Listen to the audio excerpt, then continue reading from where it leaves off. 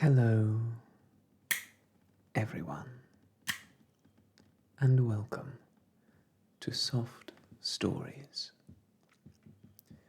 I'm Stratton, and this is Pepper, and today we are going to continue our reading of The Borrowers by Mary Norton. This is the 1971, I believe, Puffin Books edition.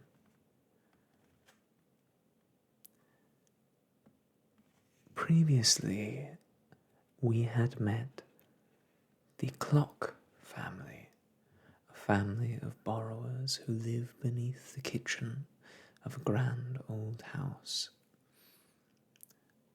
The mother, Homily, the father, Pod, and the daughter, Arriety. A new person, a new human, has moved into the house, known only as the boy. And now both Pod and Arriety have been seen by him. Ordinarily, this is a catastrophic event for a borrower, to be seen by a human. But after Arriety was seen, she did not flee. She sat and talked with the boy. And that is where we pick up, in the middle of their conversation, with Chapter 10. So Arriety told him about borrowing, how difficult it was, and how dangerous. She told him about the storerooms under the floor, about Pod's early exploits, the skill he had shown, and the courage. She described those far-off days before her birth, when Pod and Homily had been rich. She described the musical snuff-box of gold filigree, and the little bird which flew out of it, made of kingfisher feathers, how it flapped its wings and sang its song. She described the doll's wardrobe and the tiny green glasses, the little silver teapot out of the drawing-room case, the satin bed covers and embroidered sheets. "Those we still have," she told him. "They're her handkerchiefs." She, the boy realized gradually, was his great-aunt Sophie upstairs. He heard how Pod would borrow from her bedroom, picking his way in the firelight among the trinkets on her dressing table, even climbing her bed curtains and walking on her quilt, and of how she would watch him and sometimes talk to him because, Arriety explained, every day at 6 o'clock they brought her a decanter of fine old pale Madeira, and how before midnight she would drink the lot. Nobody blamed her, not even Homily, because, as Homily would say, she had so few pleasures, poor soul. But Arriety explained, after the first 3 glasses, our great-aunt Sophie never believed in anything she saw. "She thinks my father comes out of the decanter," said Arriety, "and one day when I'm older, he's going to take me there, and she'll think I come out of the decanter too. It'll please her, my father thinks, as she's used to him now. Once he took my mother, and Aunt Sophie perked up like anything, and kept asking why my mother didn't come any more, and saying they'd watered the Madeira, because once, she says, She saw a little man and a little woman, and now she only sees a little man. I wish she thought I came out of the decanter, said the boy. She gives me dictation and teaches me to write. I only see her in the mornings when she's cross. She sends for me and looks behind my ears and asks Mrs. D if I've learned my words. What does Mrs. D look like? Asked Arriety. How delicious it was to say Mrs. D like that. How careless and daring. She's fat and has a moustache and gives me my bath and hurts my bruise and my sore elbow and says she'll take a slipper to me one of these days. The boy pulled up a tuft of grass and stared at it angrily, and Arriety saw his lip tremble. My mother's very nice, he said. She lives in India. Why did you lose all your worldly riches? Well, said Arriety, the kitchen boiler burst, and hot water came pouring through the floor into our house, and everything was washed away and piled up in front of the grating. My father worked night and day, first hot, then cold, trying to salvage things. And there's a dreadful draught in March through that grating. He got ill, you see, and couldn't go borrowing. So my Uncle Hendreary had to do it, and one or two others, and my mother gave them things bit by bit for all their trouble. But the kingfisher bird was spoiled by the water. All its feathers fell off, and a great twirly spring came jumping out of its side. My father used the spring to keep the door shut against draughts from the grating, and my mother put the feathers in a little moleskin hat. After a while I got born, and my father went borrowing again. But he gets tired now, and doesn't like curtains, not when any of the baubles are off. I helped him a bit, said the boy, with the teacup. He was shivering all over. I suppose he was frightened. My father? Frightened? Exclaimed Arriety angrily. Frightened of you? She added. Perhaps he doesn't like heights, said the boy. He loves heights, said Arriety. The thing he doesn't like is curtains. I've told you, curtains make him tired. The boy sat thoughtfully on his haunches, chewing a blade of grass. Borrowing, he said after a while. Is that what you call it? What else would you call it? Asked Arriety. I'd call it stealing. Arriety laughed. She really laughed. But we are borrowers, she explained. Like you're a human being or whatever it's called. We're part of the house. You might as well say that the fire grate steals the coal from the coal scuttle. Then what is stealing? Arriety looked grave.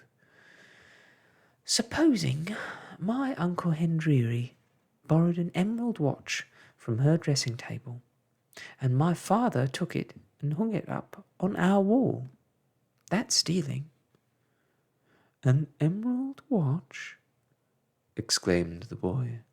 Well, I just said that because we have one on the wall at home, but my father borrowed it himself.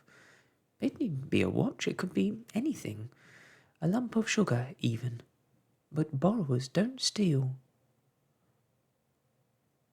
Except from human beings, said the boy. Arriety burst out laughing. She laughed so much that she had to hide her face in the primrose. "Oh dear," she gasped with tears in her eyes. "You are funny." She stared upwards at his puzzled face. "Human beings are for borrowers, like breads for butter." The boy was silent a while. A sigh of wind rustled the cherry tree and shivered among the blossom. "Well, I don't believe it," he said at last, watching the falling petals. "I don't believe that's what we're for at all, and I don't believe we're dying out." "Oh, goodness!" exclaimed Arriety impatiently, staring up at his chin. "Just use your common sense." "You're the only real human being I ever saw, although I do know of just 3 more, Crampfurl, her, and Mrs. Driver. But I know lots and lots of borrowers. The overmantels and the harpsichords and the rain barrels and the linen presses and the boot racks and the Honourable John Studdingtons and—" He looked down. John Studdington?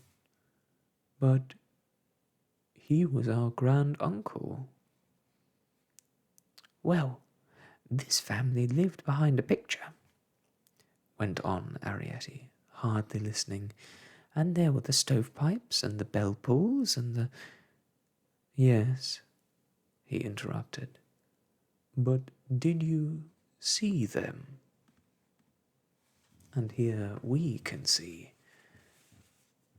a member of the John Studdington clan entering or leaving their nice, tidy abode. That picture of John Studdington is very smug, as it seems is the borrower from whom takes his name. We continue. "I saw the harpsichords, and my mother was a bell-pull, and the others were before I was born." He leaned closer. "Then where are they now? Tell me that." "My Uncle Henry has a house in the country," said Arriety, coldly, edging away from his great lowering face. It was misted over, she noticed, with hairs of palest gold. "And 5 children, harpsichords and clocks." "But where are the others?" "Oh," said Arriety, "they're somewhere." But where? She wondered, and she shivered slightly in the boy's cold shadow which lay about her, slantwise, on the grass. He drew his fair head blocking out a great piece of sky. "Well," he said deliberately after a moment, and his eyes were cold,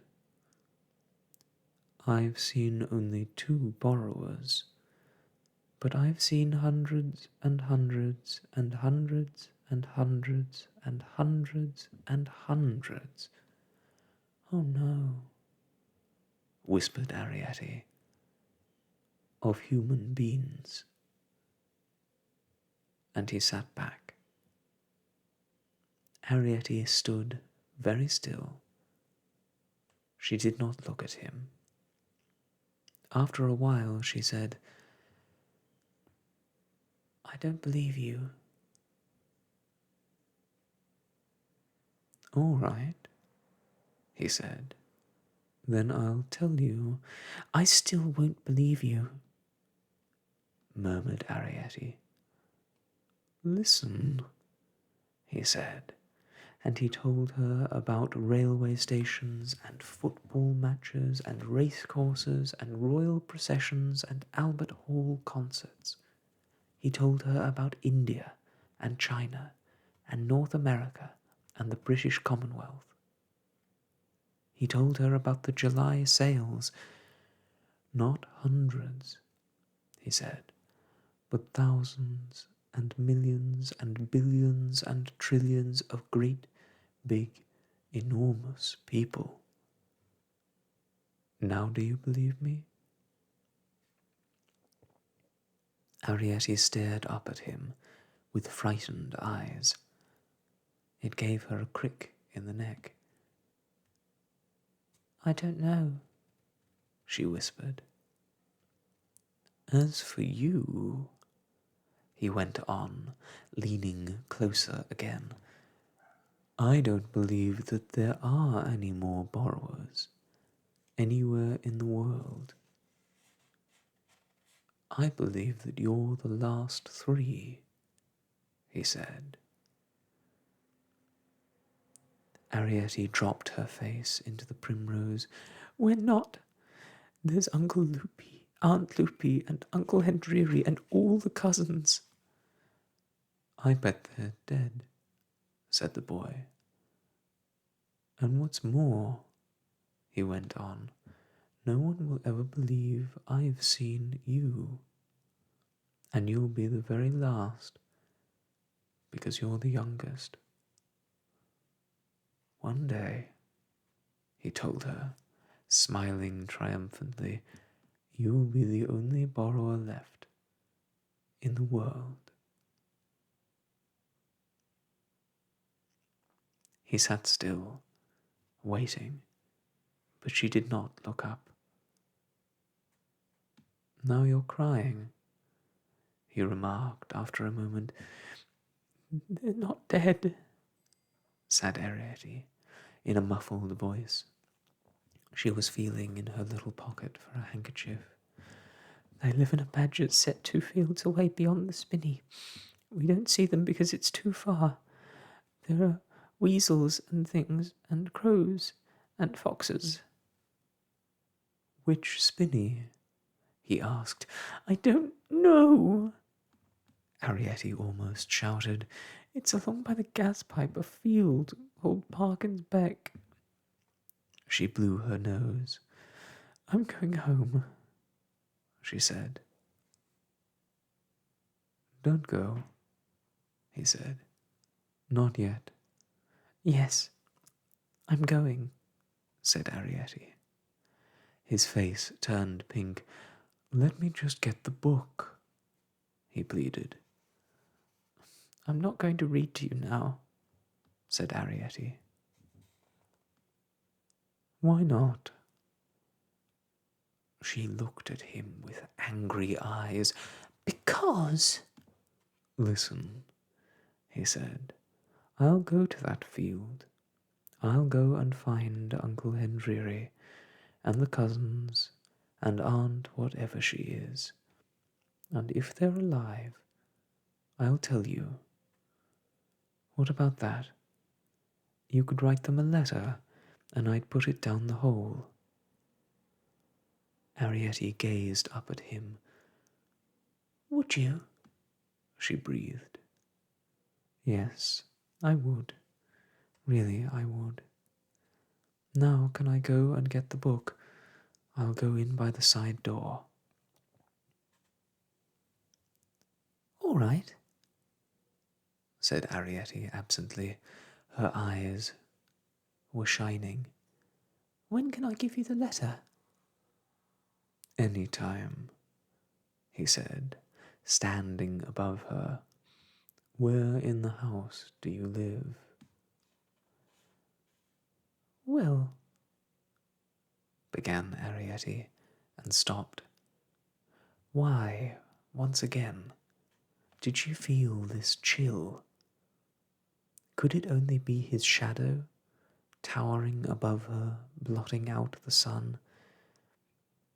I'll put it somewhere, she said hurriedly. I'll put it under the hall mat. Which one? The one by the front door? Yes, that one.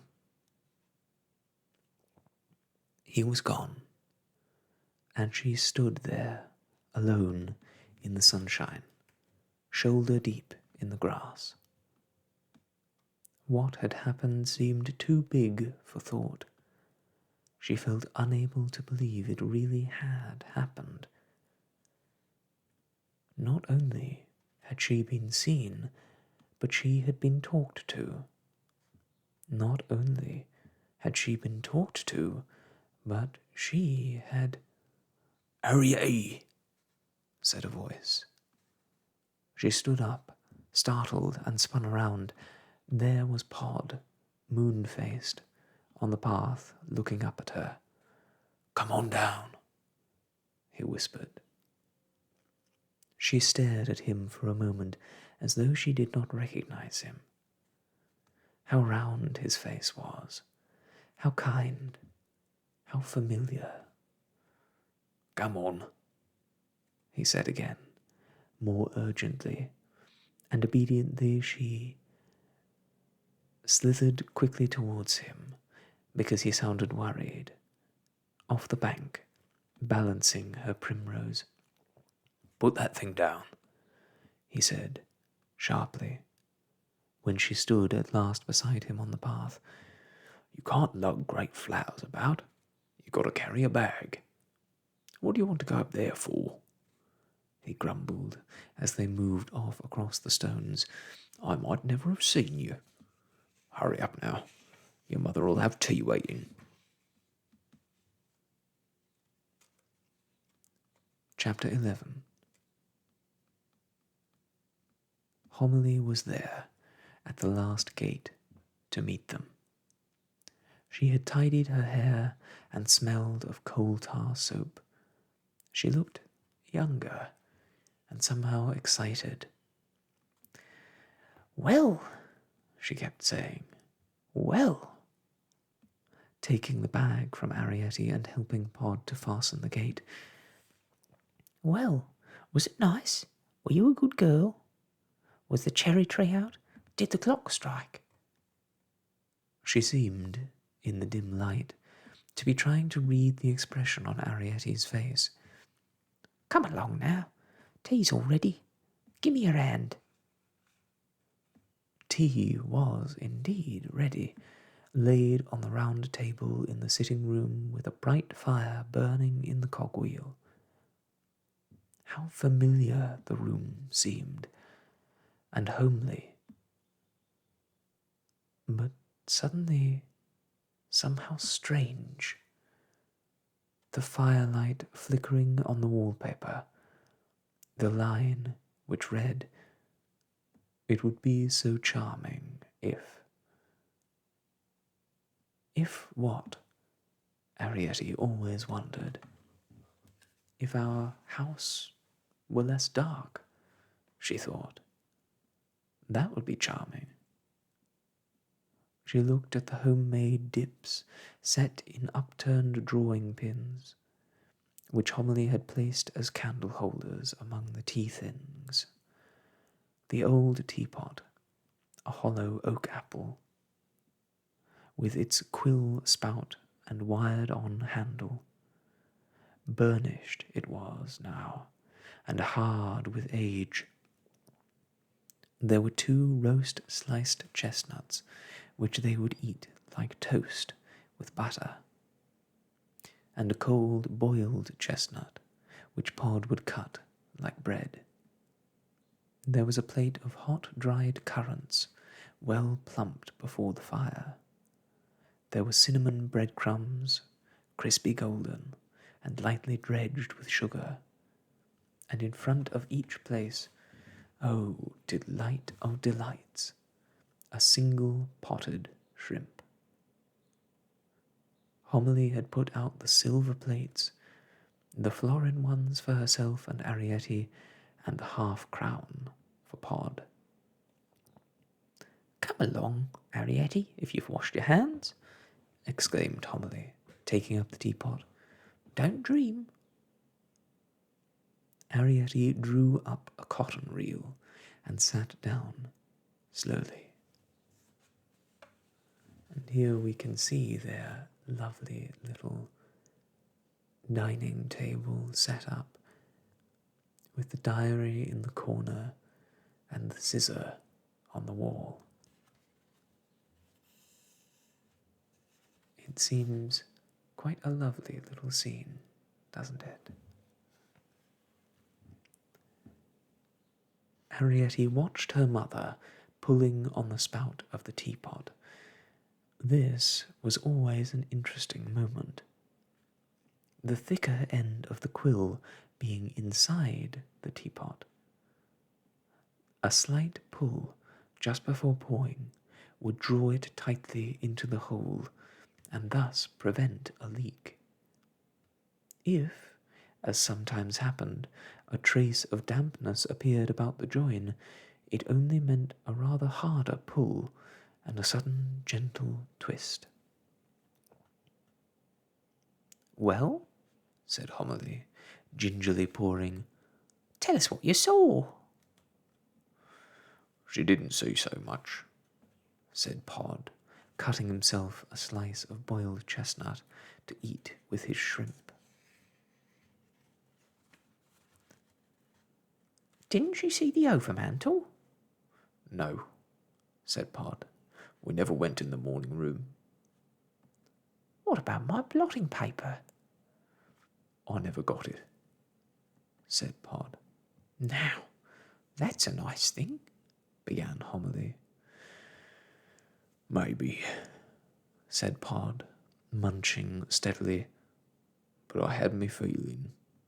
I had it bad." What's that? asked Arriety. His feeling.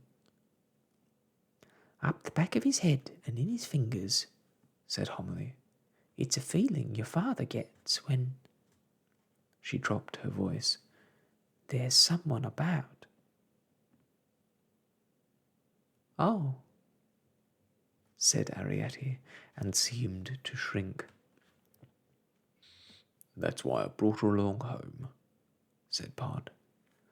And was there anyone? asked Homily anxiously. Pod took a mouthful of shrimp. "Must have been," he said, "but I didn't see nothing." Homily leaned across the table. Did you have any feeling, Arriety? Arriety started. Oh, she said. Do we all have it? Well, not in the same place, said Homily. Mine starts at the back of my ankles, and then my knees go. My mother, hers used to start just under her chin and run right round her neck. "And tied a bow in the back," said Pod, munching. No, Pod, protested Homily. It's a fact. No need to be sarcastic. All the bell pulls were like that, like a collar, she said it was. "Pity you didn't choke her," said Pod. Now, Pod, be fair. She had her points. "Points," said Pod. "She was all points." Arriety moistened her lips. She glanced nervously from Pod to Homily.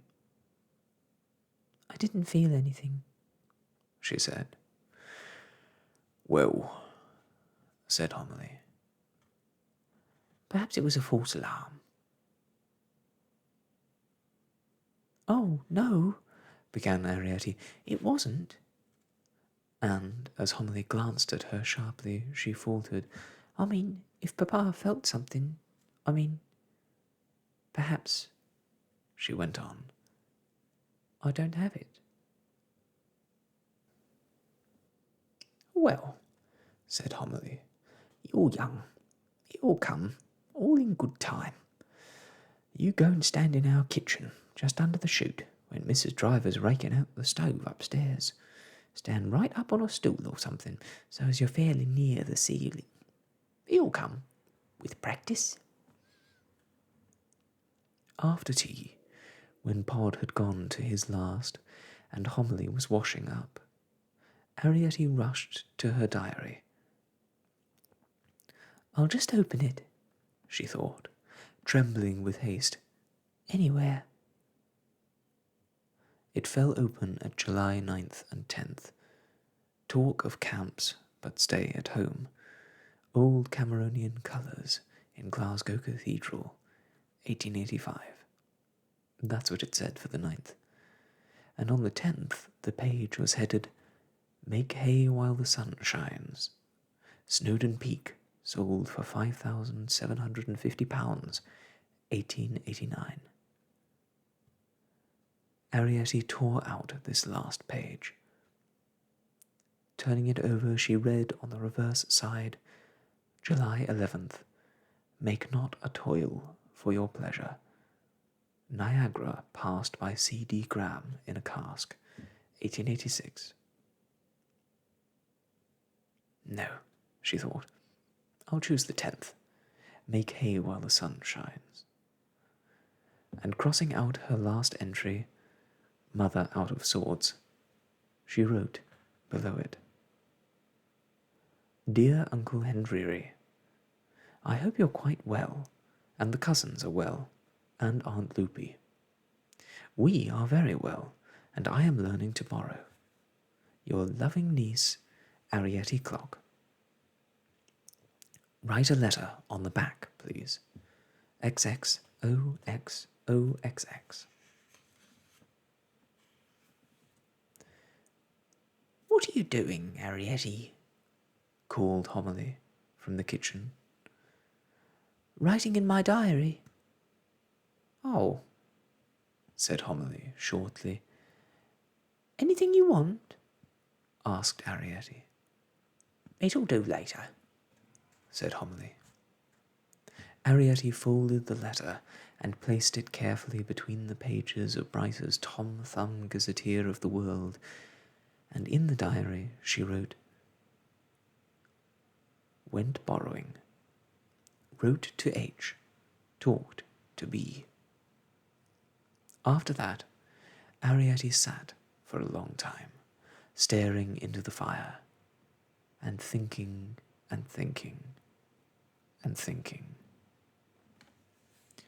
And we can see her little letter just there. Her handwriting is quite good, although the lines could use a little work. I guess we can't really fault her when she's using a pencil as big as her arm. Chapter 12. But it was one thing to write a letter, and quite another to find some means of getting it under the mat. Pod, for several days, could not be persuaded to go borrowing. He was well away on his yearly turn out of the storerooms, mending partitions and putting up new shelves.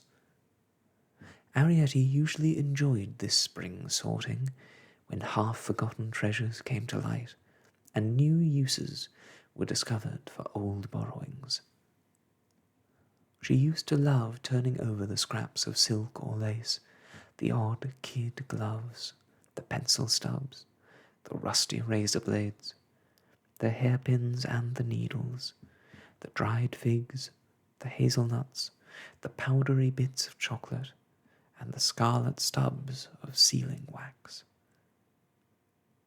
Pod, one year, had made her a hairbrush from a toothbrush, and Homily had made her a small pair of Turkish bloomers from 2 glove fingers for knocking about in the mornings. There were reels and reels of coloured silks and cottons and small variegated balls of odd wool, pen nibs, which Homily used as flower scoops, and bottle tops galore. But this year, Arriety banged about impatiently, and stole away whenever she dared, to stare through the grating, hoping to see the boy. She now kept the letter always with her, stuffed inside her jersey, and the edges became rubbed. Once he did run past the grating, and she saw his woolen stockings. He was making a chugging noise in his throat like some kind of engine, and as he turned the corner, he let out a piercing "ooh, ooh." It was a train whistle, he told her afterwards, so he did not hear her call. One evening, after dark, she crept away and tried to open the first gate, but swing and tug as she might, she could not budge the pin. Homily, every time she swept the sitting room, would grumble about the carpet. "It may be a curtain and chair job," she would say to Pod, "but it wouldn't take you not a quarter of an hour, with your pin and name tape, to fetch me a bit of blotting paper from the desk in the morning room.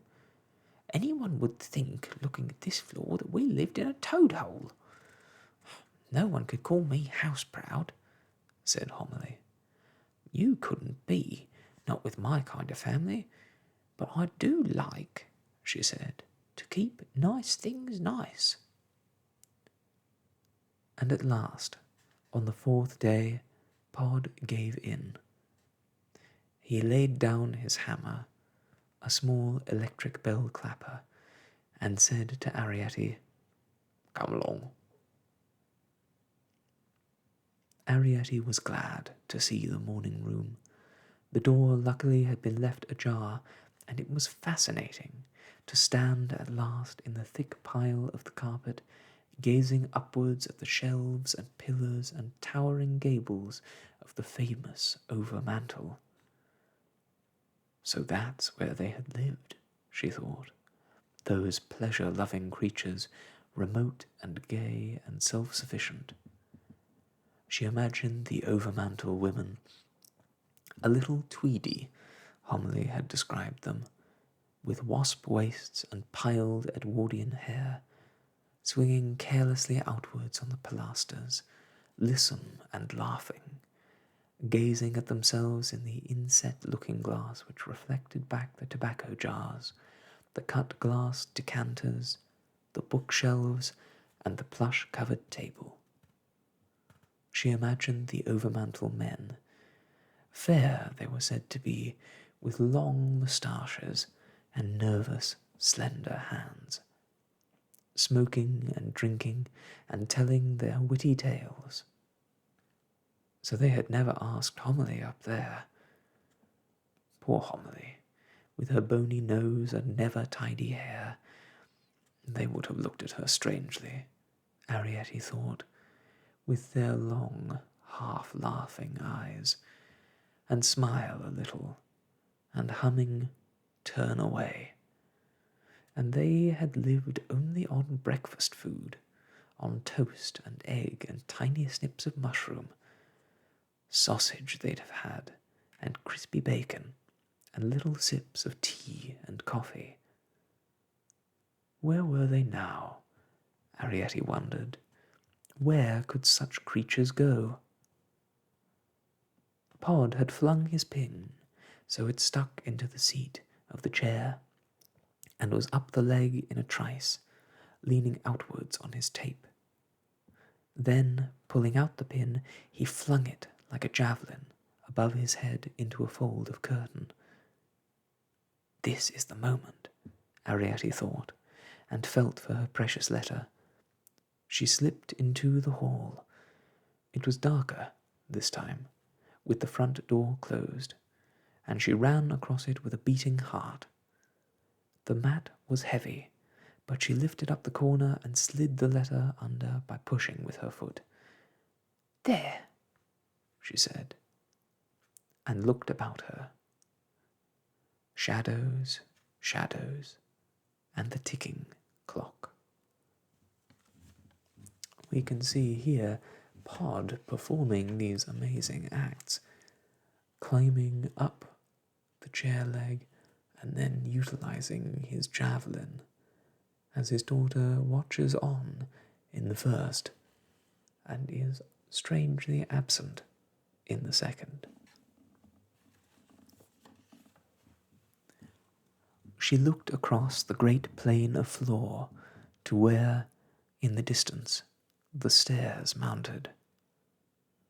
Another world above, she thought, world on world, and shivered slightly. "Arriety," called Pod softly from the morning room, and she ran back in time to see him swing clear of the chair seat and pull himself upwards on the name tape, level with the desk. Lightly he came down, feet apart, and she saw him, for safety's sake, twist the name tape lightly round his wrist. "I wanted you to see that," he said, a little breathless. The blotting paper, when he pushed it, floated down quite softly, riding lightly on the air, and lay at last some feet beyond the desk, pink and fresh, on the carpet's dingy pile. "You start rolling," whispered Pod. "I'll be down."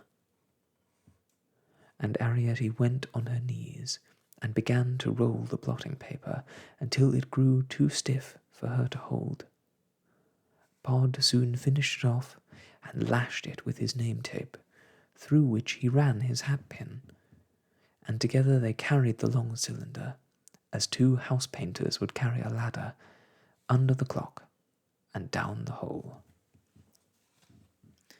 We can see Pod's great feat of athletics here as he leaps for the table, and after pushing down the paper, rolling it tightly with the help of his young daughter.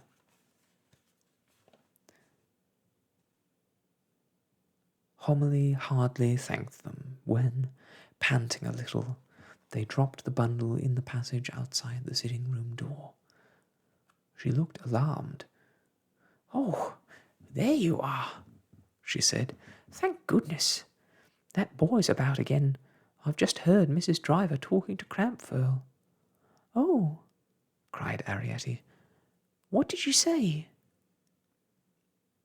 And Homily glanced sharply at her and saw that she looked pale. Arriety realized she should have said, "What boy?" It was too late now. "Nothing real bad," Homily went on, as though to reassure her. "It's just a boy they have upstairs. It's nothing at all, but I heard Mrs. Driver say that she'd take a slipper to him, see if she wouldn't, if he had the mats up once again in the hall." "The mats up? In the hall?" echoed Arriety. "Yes, 3 days running," she said to Crampfurl, "he'd had the mats up in the hall. She could tell, she said, by the dust and the way he'd put them back. It was the hall part that worried me, seeing as you and your father—" "What's the matter, Arriety?" "There's no call for that sort of face. Come on now, help me move the furniture and we'll get down the carpet." Oh dear, thought Arriety miserably, as she helped her mother empty the matchbox chest of drawers. 3 days running he's looked, and nothing there. He will give up hope now. He'll never look again. That evening, she stood for hours on a stool under the chute in their kitchen, pretending she was practicing to get a feeling, when really she was listening to Mrs. Driver's conversations with Crampfurl. All she learned was that Mrs. Driver's feet were killing her, and that it was a pity she hadn't given in her notice last May. And would Crampfurl have another drop, considering there was more in the cellar than anyone would drink in her lifetime? And they thought she was going to clean the first-floor windows single-handedly. They had better think again. But on the third night, just as Arriety had climbed down off the stool before she overbalanced with weariness, she heard Crampfurl say, "If you ask me, I'd say he had a ferret." And quickly Arriety climbed back again, holding her breath. "A ferret?" she heard Mrs. Driver exclaim shrilly. Whatever next? Where would he keep it? That I wouldn't like to say, said Cramfurl in his rumbling, earthy voice. All I know is he was up beyond Parkin's Beck, going round all the banks and calling like down all the rabbit holes. Well, I never, said Mrs. Driver. Where's your glass? Just a drop, said Cramfurl. That's enough. Goes to your liver, this sweet stuff. Not like beer, it isn't. Yes, he went on. When he saw me coming with a gun, he pretended to be cutting a stick like from the edge. But I'd seen him all right, and heard him, calling away his nose down a rabbit hole. I believe he's got a ferret. There was a gulp, as though Cramfurl was drinking. Yes, he said at last, and Arriety heard him set down the glass. A ferret called Uncle something. Arriety made a sharp movement, balanced for one moment with arms waving, and fell off the stool. There was a clatter as the stool slid sideways, banged against a chest of drawers, and rolled over. What was that? asked Cramfurl. There was silence upstairs, and Arriety held her breath. I didn't hear nothing, said Mrs. Driver. Yes, said Cramfurl. It was under the floor, like. There, by the stove. Oh, that's nothing, said Mrs. Driver. It's the coals falling. Often sounds like that. Scares you sometimes when you're sitting here alone. Here, pass your glass. There's only a drop left. Might as well finish off the bottle. They're drinking fine old Madeira, thought Arriety. And very carefully she set the stool upright and stood quietly beside it, looking up. She could see light through the crack, occasionally flicked with shadow as one person or another moved a hand or arm. Yes, went on Cramfurl, returning to his story, and when I come up with me gun, he says, all innocent like, to put me off, I shouldn't wonder. Any old badger sets round here? Artful, said Mrs. Driver. The things they think of. Badger sets. Ha! And she gave her cracking laugh. As a matter of fact, said Cramfurl, there did used to be one. But when I showed him where it was like, he didn't take no notice of it. Just stood there, waiting for me to go. Cramfurl laughed. Two can play at that game, I thought, so I just sits myself down. And there we were, the two of us. And what happened? Well, he had to go off in the end, leaving his ferret. I waited a bit, but it never came out. I poked around a bit and whistled. Pity I never heard properly what he called it. Uncle something, it sounded like. Arriety heard the sudden scrape of a chair. Well, said Cramfurl, I'd better get on now and shut up the chickens. The scullery door banged, and there was a sudden clatter overhead as Mrs. Driver began to rake the stove. Arriety replaced the stool and stole softly into the sitting room, where she found her mother alone.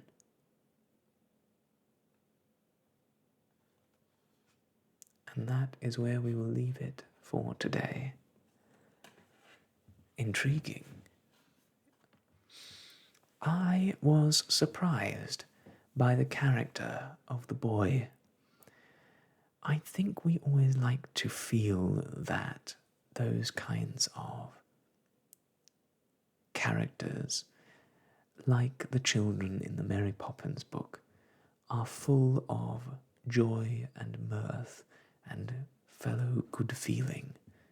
It's interesting to see a character like that in this book, where there is a more malicious edge to some of the actions of the boy.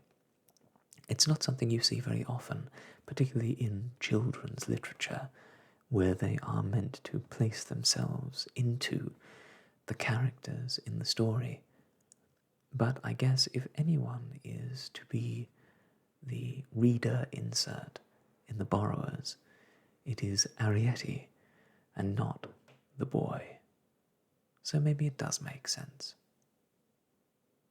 Thank you all for joining me of this reading of The Borrowers by Mary Norton. I am so enjoying this book, and the amount of emotion that the author has been able to infuse into the character of Arriety. I really feel for her, and that says something about the quality of the writing. I hope that you look forward to the next part as much as I do. And before we go, I would just like to say again that I have plans to do a different sort of episode, a special episode in the style of the First We Feast series, Hot Ones. My girlfriend has been diligently hunting up various hot sauces for us to use in this experiment, and I'm very much looking forward to it. The series that we are taking inspiration from is an interview series, and so I would love it if any of you watching would present me with questions that you have for me about the show, who I am, a bit about Pepper, anything that takes your fancy. I would be delighted to answer them and also to give your name on the video as we do so. I'll compile a list of questions before we get set up to do the video, which will hopefully happen sometime before the end of this year. So if you are at all interested in learning a bit more about me, or simply seeing me in exquisite agony as I ingest 2 million plus Scovilles of hot sauce and chicken wings, I heartily recommend that you leave a comment down below so that we can get your question into that episode. I'm looking forward to it, in spite of what the repercussions of said actions might be. And I hope that you will too.